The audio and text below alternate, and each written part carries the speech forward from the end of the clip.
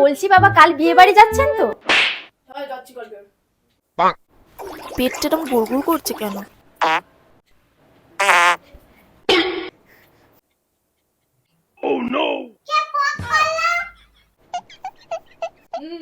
কে phone করলো? আসলে কি বলি বাবা, কালকের থেকে ওর পেটটা আসলে ভালো নেই না, সেই জন্য এরকম দুষ্টুমি করে যাচ্ছে।